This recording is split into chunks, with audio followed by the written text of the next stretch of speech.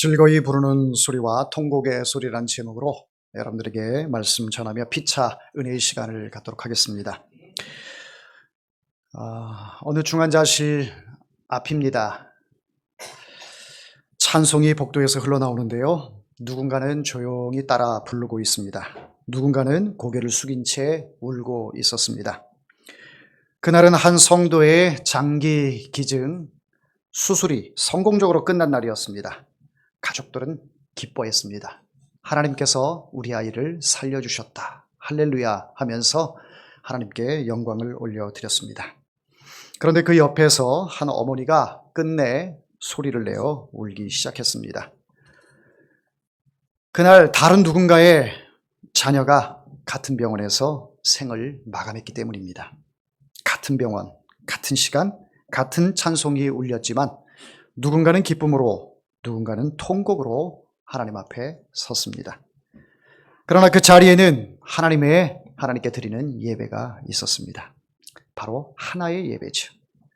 찬송을 부르며 기뻐하는 사람도 하나님께 예배를 드렸고, 눈물 흘리는 장기 기증을 통하여 아이를 하나님의 나라로 보내는 그 어머니도 예배를 드렸기에 그 예배는 하나의 예배가 되었던 것입니다. 하나님은 그날 기쁨의 찬송만 들으신 것이 아니라 울부짖는 기도의 소리도 함께 들으셨습니다. 할렐루야. 네. 오늘 이 자리에 하나님 앞에 나와 예배하는 사랑하는 성도 여러분 가운데는 찬양을 통해서 또 말씀을 통해서 기도를 통해서 마음이 감동이 되고 또 하나님 앞에 비춰진 나의 모습을 반추해 보면서 하나님의 은혜 없이는 내가 살 수가 없었구나, 이 고백이 나오니 울컥하는 그런 심령도 있을 것이고, 또 어떤 분은 찬양을 통해서 기쁨에 즐거이 부르는 소리로 하나님께 영광을 올려드린 성도도 있을 것입니다. 울음의 소리도 기쁨의 소리도 우리가 하나님을 사랑하는 이 마음이 하나가 되어서 하나님께서 동일하게 받으시는 줄 믿습니다. 할렐루야. 아멘. 자, 오늘은 이스라엘 백성들이 가나안 땅, 이스라엘 땅으로 돌아가서 이제 성전 기초를 놓는 날이 되었습니다. 어느덧 예루살렘에 입성한 지가 2년, 2해째를 맞이했습니다. 이전에는 성전이 없는 상태에서 제단을 쌓고 그 제단에서 하나님께 번제로 제사를 드리며 아침과 저녁으로 상번제를 하나님께 드림으로 우리의 그동안의 삶, 70년 이 바벨론 포로에 잡혀가서 때로는 우상 숭배하기도 하고 하나님 앞에 범죄했던 이 모든 죄악들을 번제를 통해서 하나님 앞에 죄사함을 구하는 제사를 드리다가 이제 드디어 성전 기초석을 놓는 그 일을 시작하게 되었습니다. 수룹바벨과 예수아에 의해서 그들의 지도력으로 이제 성전 건축이 기초가 시작이 되기 시작하는데 희한한 광경이 벌어졌습니다. 한쪽에서는 기뻐하며 춤을 추며 찬양을 하고 또 레위인들은 제금을 키면서, 제금이라고 하는 것은 오늘날 심벌주를 얘기합니다. 꽝꽝 하는 이런, 물론 그때의 악기와 지금의 악기를 동일하다 이렇게 말할 수는 없겠으나 그렇게 타악기로 하나님 앞에 찬양을 올려드리고, 한쪽에서는 축제와 잔치 분위기인데 한쪽에서는 통곡을 하며 눈물을 흘리고 있습니다. 참 희한한 일이지요. 같은 장소에서 같은 일을 하고 있고 또 같은 백성들이 모여 있는데 한쪽에서는 눈물바다가 되고 한쪽에서는 기쁨과 찬양이, 잔치 소리가 나온다라고 하는 거예요. 여러분, 잔치와 장례가 동일하게 있을 수 있겠습니까? 한쪽에서는 너무너무 축제예요. 한쪽에서는 대성통곡을 하고 있는데 여러분, 그 상황을 한번 상상해 보십시오. 어느 장단에 맞춰야 할까요? 우리는 울어야 할까요? 아니면 우리는 춤을 추며 노래를 하고 기뻐해야 할까요? 하나님께서 그 광경을 보시면서 야, 너 왜 지지궁상으로 울고 있어? 그 사람들을 책망하시겠습니까? 춤추며 기뻐하는 그 무리들을 보면서 야, 방정맞게 지금 뭐하는 짓이야? 거룩한 하나님의 성전을 기초석을 놓는 이 아주 거룩한 예식에 있어서 너희들 그렇게 천박하게 그럴 것이 아니라 좀 엄숙하게 이 시간에 임할 수 없을까? 하나님께서 그렇게 보실까요? 여러분들은 어떻게 생각하십니까? 자, 눈물을 흘리며 통곡하는 이 사람들도 하나님을 향한 마음으로 울고 있습니다. 기뻐하며 춤추는 사람도, 찬양하는 사람도 하나님을 향하여 기뻐하고 있습니다. 모두가 다 하나님을 향한 마음은 같은 마음입니다. 그래서 하나님께 드리는 이 예배는 여러 감정이 흘러요. 여러 감정이, 여러분 한 사람 한 사람 인격체가 느끼는 그 하나님, 여러분들이 바라보는 그 하나님, 각자가 나의 하나님은 어떤 분이야? 이렇게 고백하는 부분이 있을 거예요. 두려움 가운데 하나님을 만났으면 하나님은 엄청나게 두려우신 분이야. 그렇게 하나님에 대해서 알 것이고, 내가 힘들 때 사랑의 손으로 나의 손을 잡아주시고, 나를 품에 안아주시고, 위로해 주시고, 격려해 주시고, 그런 하나님을 느낄 때는 우리 하나님은 참 따뜻한 하나님이야. 사랑의 하나님이야. 그 하나님을 나는 잊을 수가 없어. 이 고백이 나오게 되는 것이죠. 여러분 절망 가운데 하나님을 만나셨습니까? 그 절망 가운데서 하나님께서 여러분의 손을 붙들고 이렇게 세워주신 그 하나님이 여러분의 하나님이에요. 예. 저의 하나님, 물론 하나님은 한 분이세요. 한 분이신데 그 하나님을 만난 그 기쁨과 감격이 다 다르기 때문에 여러분들이 고백하는 그 하나님에 대해서 부정하고 싶지 않습니다. 다 인정합니다. 다 존중합니다. 하나님께서 각자의 삶을 통해서 만난 그 하나님을, 하나님도 여러분들을 인정해 주시고, 때로는 눈물을 흘릴 때에도 이렇게 세워주시고 위로해 주시고, 정말 내가 너무너무 교만하고 세상에 이런 나보다 잘난 사람이 없다라고 생각하며 그렇게 거만하고 교만했던 인생 가운데 내 자신을 꺾어주시고 겸손하게 온유하게 하나님 앞에 무릎을 꿇을 수 있도록 하신 것도 하나님이라면, 내가 만난 하나님은 그런 하나님이시지. 모두가 다 하나님은 그런 모습들, 각자의 모습을 보면서 기뻐하시고 그 예배를 받아주신다. 누가 누구를 향하여 왜 저렇게 예배를 드려? 왜 이런 식으로 해? 이렇게 정죄하고 비판하고 판단할 수 없습니다. 사랑하는 성도 여러분, 우리 한국교회는 구한말 시대에 복음이 선교사님을 통해서 이 조선이라는 땅에 복음이 들어왔습니다. 너무너무 뜨거웠죠. 밤새는 줄 모르고 기도했습니다. 날이 새는 줄도 모르고 해가 중천에 떴는데도 새벽 기도가 끝나지 않고 무릎 꿇고 기도했던 민족입니다. 나라가 어려울 때에 이 나라를 위해 헌신하며 밤새 철야하며 금식하며 기도했던 우리 성도들의 그 눈물, 그 탄식이 하나님께 상달이 되었습니다. 이처럼 우리 조선이라는 나라, 대한민국으로 이제 바뀌면서 이 대한민국이라고 하는 이 나라의 신앙이 하나님께서 이렇게 은혜를 주셔서 여기까지 오게 된 줄 믿습니다. 힘들고 어려운 가운데서도 그 신앙의 명맥이 믿음의 선진들을 통해서 이렇게 우리가 편안하게 하나님 앞에 예배를 드리고 있습니다. 이 모든 것이 하나님의 은혜이죠. 한국의 역사를 돌이켜보면 참 우리가 감사할 것밖에 없습니다. 너무 고맙고요. 내가 이 모든 혜택, 이런 은혜들을 누리고 있다라고 생각을 하면 하나님께서 그 신앙의 1세대들, 각 가정마다 신앙의 1세대들이 있을 거예요. 우리나라에도 신앙의 1세대가 있었지 않습니까?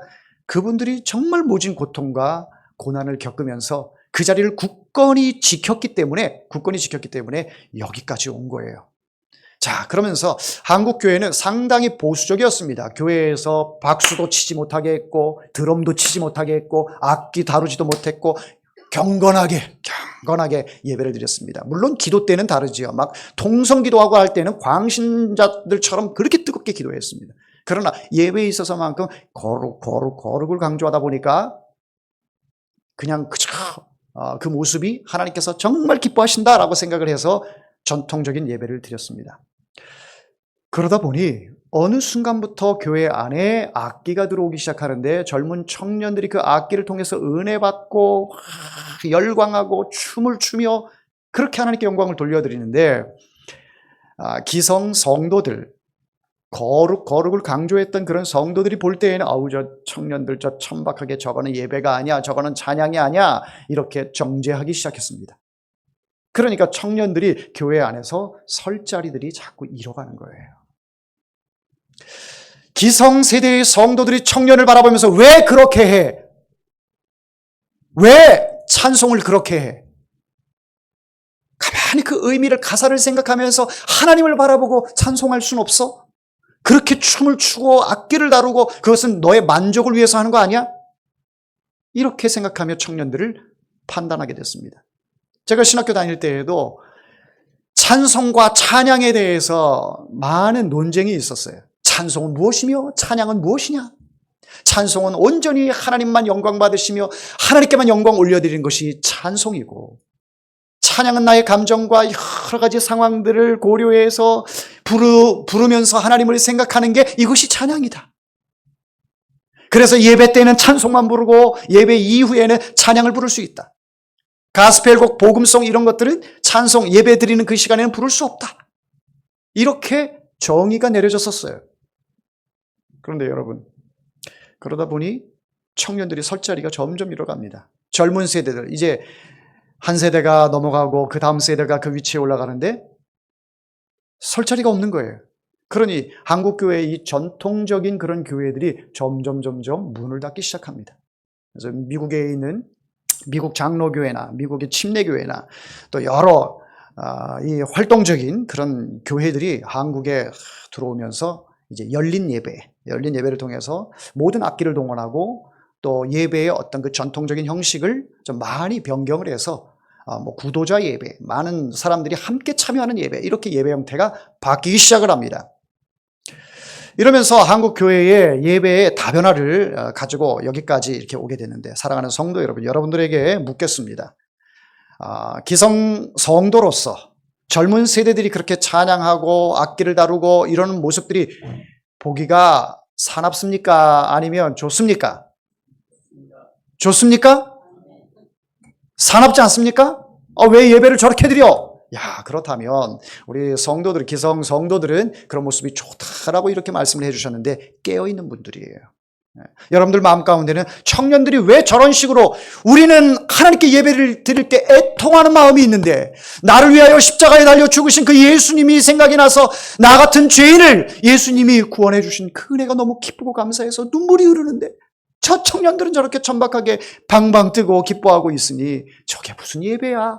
이런 생각이 들지 않으시나요? 그런 생각 안 드세요? 할렐루야. 또 우리 청년들이 볼 때 우리는 이렇게 예배했는데 우리 기성 성도들 보니까 너무 얌전하게 예배드려요. 앞에서 찬양 인도하는데 이렇게 손 한 번 들면 어디가 덧나나? 손 한 번 드는 사람이 없어. 그저 이러고만 있어. 감격이 되면 손도 들고 일어서기도 하고 박수도 치고 환호를 부르면서 이렇게 찬양을 해야 되는데 전혀 그런 게 없어.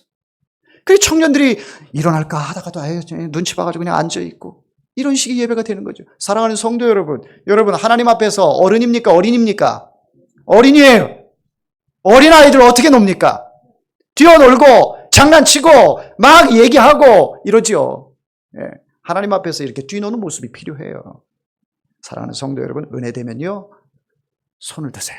손을 들고 하나님을 느끼세요. 그 찬송가 찬양 가사를 통해서 하나님의 내주하심을 느끼세요. 점잖 지키지 마시고요. 그리고 건강이 허락되면 일어서서 하나님 걸 찬양하세요. 여러분, 서양인들 예배 드리는 거 보셨어요? 서양인들 예배 드릴 때는요, 이렇게 전하는 자, 말씀을 듣는 자 이렇게 구분되어 있지 않고 거의 뭐 원형으로 많이 되어 있더라고요. 중앙 무대에서 함께 일어나서 찬양하고, 제가 보니까 70, 80대는 그런 어르신들도 일어나서 나 같은 죄 이 찬양을 하는데 얼마나 은혜가 되는지 몰라요. 젊은이들만의 전유물이 아니라는 얘기입니다. 젊은 사람들은 기성세대 성도들을 눈치 봅니다. 기성세대 성도들이 하는 모습에 내가 이렇게 반하는 행동이 나타나는 것은 아닌가? 그러면서 자꾸 움츠러들어요.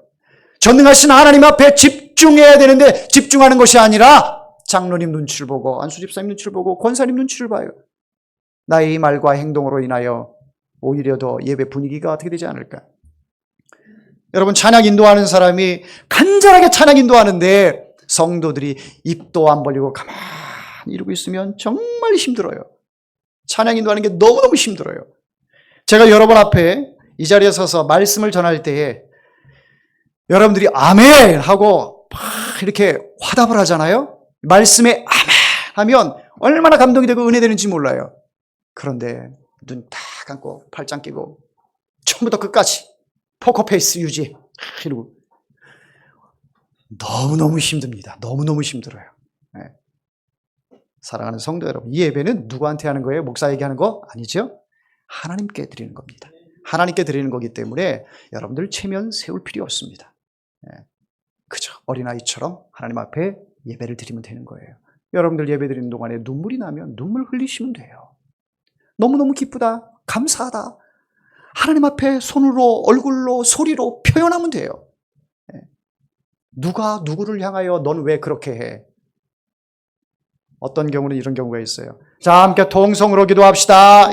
주여! 부르면서 우리가 통성으로 기도해요. 그런데 어떤 분은 자기의 성향 따라서 나는 침묵으로 기도하는 게 이게 정말 좋은데 이쪽에서 막 부르짖어 기도하니 얼마나 기도가 방해가 되는지 집중이 안 돼. 저 사람 주여 소리 때문에.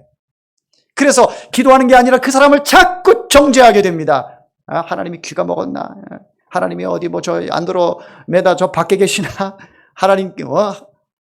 하나님은 여기도 계시고 저 미국에도 계시고 어느 곳이나 다 계신 곳인데 그렇게 부르짖어야만 하나님이 들으시나? 이렇게 오해하고 사람을 정죄하는 경우가 있습니다. 여러분이 은혜되는 대로 하시면 돼요. 나에게 침묵을 통하여 하나님을 만날 수 있는 것이 초집중이 돼서 그 기도의 깊이로 들어가게 되면 그것이 하나님께 은혜가 되고 하나님께 영광이 되고 나에게 은혜가 된다면 천둥 소리가 나도 나는 침묵 기도를 통해서 하나님을 배우는 거예요. 내가 부르짖는 가운데서도 하나님을 못 만나는 경우도 많아요. 그저 허공을 치는 그런 메아리처럼 들릴 때도 있어요. 물론 간절히 부르짖을 때 나의 심령을 토로하면서 하나님 앞에 내 심장의 이 폐부까지 막 끊어지는 그 고통이 나오는 가운데서도 하나님 앞에 부르짖어 기도할 때도 하나님은 그 간절함, 그 애절함, 그 속타는 마음 하나님께서 들으십니다. 어떤 것이 더 옳다 정의 내린 것이 없어요. 그러니 각자의 표현들, 이런 것들, 모든 것들이 하나님을 향하여 하는 것이라면 하나님이 그 예배를, 그 기도를, 그의 삶을 하나님이 기억하실 줄 믿습니다. 오늘 본문에 보니 젊은이들이라고 표현은 되어 있지 않지만 11절, 12절에 이렇게 말씀하고 있어요. 찬양으로 화답하며 여호와께 감사하여 이르되 주는 지극히 선하심으로 그의 인자하심이 이스라엘에게 영원하시도다 하니 모든 백성이 여호와의 성전 기초가 놓임을 보고 여호와를 뭐했다? 찬송하며 큰 소리로 즐거이 부르며. 자, 이렇게 기뻐하고 찬양하는데 성전 기초석이 탁 세워지는데 얼마나 감격스럽겠습니까? 자, 반면에 12절 말씀해 보니 제사장들과 레위 사람들과 나이 많은 족장들은 첫 성전을 보았으므로 이제 이 성전의 기초가 놓임을 보고 대성통곡하였으나 여러 사람은 기쁨으로 크게 함성을 지르니. 그러니까 대성통곡을 하는 사람들은 대부분 어떤 사람들이에요? 첫 성전을 보았던 사람들. 첫 성전을 보았던 사람들. 다윗이 하나님께 기도해서 응답을 받고 그의 아들 솔로몬에 의해서 예루살렘 성전이 건축이 되었어요. 그 예루살렘 성전의 그 위엄을 이 백성들이 본 거예요. 그건 대부분 나이가 많겠어요? 적겠어요? 많죠. 엄청 많죠. 이분들은 70년의 포로 생활 전에 예루살렘 성전을 어린 시절에 봤던 사람들이에요. 그 사람들이 포로로 잡혀갔다가 돌아와서 이제 성전 기초를 하는데 그 사이즈 설계를 보니까 너무너무 작은 거예요. 너무너무 형편없는 거예요. 그러니까 하나님을 향한 이 마음이 가슴이 미어지는 겁니다. 그 찬란했던 그 영광, 온 성전 안에는 금으로 다 도배를 하고 하나님 앞에 어느 기물마다 정성을 다하여 온 백성들이 하나가 돼서 내 거 하나 아까워하지 않고 하나님의 전이 바로 세워져 가는 것에 대해서 온 마음과 뜻을 다하여 바쳤던, 그래서 그 장대한 예루살렘 성전을 기억하고 있는데 지금 기초를 놓는 거 보니까 이건 우리 집 앞마당 같아. 너무너무 작고 초라해. 그러니까 가슴이 미어지는 거예요. 눈물을 흘리지 않을 수가 없습니다. 대성통곡을 하면서 이 대성통곡의 눈물은 어떤 눈물일까요? 이들이 흘리는 눈물은 어떤 것일까요? 포기의 눈물일까요? 좌절의 눈물일까요? 바로 이 눈물은 하나님께서 이 기초석을 통해서 이 예배를 드리는, 제사를 드리는 이 성전을 통해서 그 찬란했던 예루살렘의 그 성전의 그 영광을 하나님께서 다시 회복시켜 주실 줄 믿습니다. 그 고백으로 하나님 앞에 눈물을 흘리는 거예요. 비록 보기에는, 육안으로 보기에는 초라하고 별 볼 일 없어 보이는 그런 성전이다 할지라도, 그러나 여기서부터 하나님께서 다시 이스라엘의 영광을 회복시켜 주시겠구나. 그 고백으로 눈물을 흘리는 거죠. 자, 그런데 지금 기뻐하고 잔치 분위기로 찬송하며 하나님께 영광 올려드리는 사람들은 젊은 사람들일까요? 연세가 많으신 분들일까요? 젊은 사람들일 거예요. 이 사람들 뭐 젊은 사람이다라고 이야기는 하진 않아요. 그러나 유추해 볼 때 젊은 사람들 확률이 100%입니다. 왜냐하면 이 사람들은 과거의 예루살렘 성전의 그 영광을 보지 못했던 사람들이에요. 흔히 어른들이, 부모들이 자녀 세대들에게 야, 옛날에는 말이야, 아빠 때는 말이야, 엄마 때는 말이야, 이렇게 얘기를 해도 자녀들이 공감합니까? 공감 못하죠. 야, 아빠 때는 그렇게 고생하셨구나. 엄마 때 그렇게 고생하셨구나. 내가 사는 것은 이건 아무것도 아니구나. 아우, 부모님 고생하신 거 생각하면 나 정말 불평하지 말아야지. 이렇게 생각하는 자녀가 있다면 정말 철든 거지요. 예? 걱정할 게 없죠. 예? 그런데 이렇게 얘기하는 애들 없어요, 자녀들이. 그건 엄마 때고, 그건 아빠 때고. 예? 물론 부모가 살아왔던 그 여정과 지금 자녀들이 살아가는 그 삶이 그 서사가 다르지요. 예.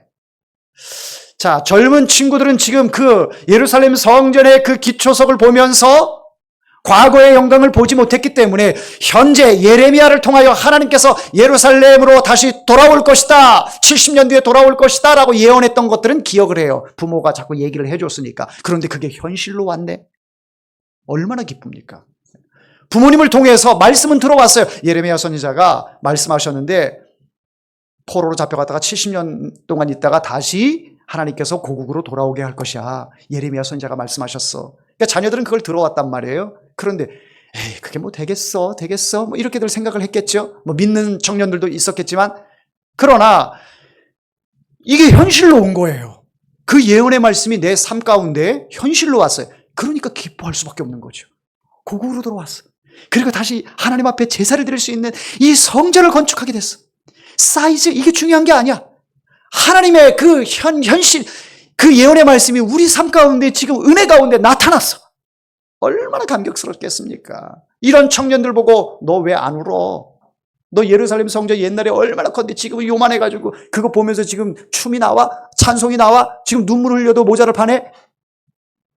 이렇게 얘기할 수 있습니까? 아니죠. 지금 같은 공간 안에 있어요. 같은 공간 안에 있는데 어떤 이들은 대성통곡을 하며 하나님 야훼요 이러면서 울고 있어. 한쪽에선 춤을 추고 있고. 아무도 누가 누구를 정죄할 수 없습니다. 사랑하는 성도 여러분, 하나님은 젊은이들의 그 춤추며 찬양하며 경배하는 그 예배도 너무너무 기뻐하시고 대성통곡하는 원로들의 그 심정도 하나님께서는 기쁘게 받으시는 거예요. 이게 하나의 예배입니다. 예배는요, 이렇게 하나로 하나님을 향해서 하나님만을 바라보며 드리는 것이 예배인 거예요. 할렐루야. 네. 나를 바라보고 다른 사람을 바라보니까 다른 사람 바라보니 왜 저렇게 드려, 이렇게 빈정상해서 판단하고 평가하고. 예수님 말씀하셨죠? 비판을 받지 아니하려거든 비판하지 말라. 남에 대해서 비판할 자격이 저는 아무것도 없습니다. 하나님이 좋다는데, 네? 하나님이 기뻐하시는데 왜 나와 똑같지 않다고 이렇게 판단합니까? 그러니 사랑하는 성도 여러분, 그 옛날 이스라엘 백성들이 돌아왔을 때 예루살렘 성전 기초석을 놓으면서 그렇게 두 가지 양상이 나타났던 그 모습도 하나님이 기뻐하시고, 오늘 젊은 세대들의 그 감각에 맞춰서 하나님께 영광을 올려드리는 그 모습도 여러분들이 많이 칭찬해 주시고 격려해 주시고 축복해 주시기를 바랍니다. 하나님께서는 우리 어린아이들의 그 표현의 예배도 하나님 기뻐하시고, 누구든지 내가 하나님 앞에 있다라는 이 공동체 안에, 하나님의 교회 안에 여러분들이 들어와서 어떤 감정으로 이 자리에 와 있는지는 모르겠지만 어린아이가 드리는 모습과 청소년들, 장년부들이 하나님 앞에 드리는 이 모든 것들은 하나님께서 받으시는 예배이니 이 예배를 하나님께서 기쁘게 받으실 줄 믿습니다. 올 한 해도 이제 얼마 남지 않았습니다. 그동안 우리가 다양한 생각으로 각자를 존중하면서 약간의 의견 차이도 있었겠지만 그런 가운데서 한 해를 숨가쁘게 달려왔습니다. 그러나 한 가지 우리가 귀결점으로 여러분들에게 말씀을 드릴 수 있는 것은 세월이 쏜살같이 이렇게 빠르게 지나왔지만 우리 장로님이나 권사님이나 한수 집사님, 집사님, 성도님들이 느끼는 그 하나님, 여러분들이 하나님을 바라봤던 그 하나님, 제가 바라봤던 그 하나님, 동일한 하나님이신 줄 믿습니다. 그래서 우리가 하나의 예배를 하나님께 올려드릴 수 있는 것이고, 이 하나의 마음으로 새해를 맞이해서 하나님 앞에 하나의 마음으로 하나님께 영광을 올려드리며 나아가면 하나님께서 여러분들을 통해 또 저를 통해 하나님의 놀라운 일을 계획하시고 이루실 줄 믿습니다. 사람이 계획을 세울지라도 그 걸음을 인도하시는 분은 누구세요? 누구세요? 하나님이시죠. 여러분들이 열심히 한 하나님을 바라보고 경주하듯이 끝까지 달려가면 이루시는 분은 하나님께서 하시고 열매를 여러분들에게 허락하실 줄 믿습니다. 기도합니다.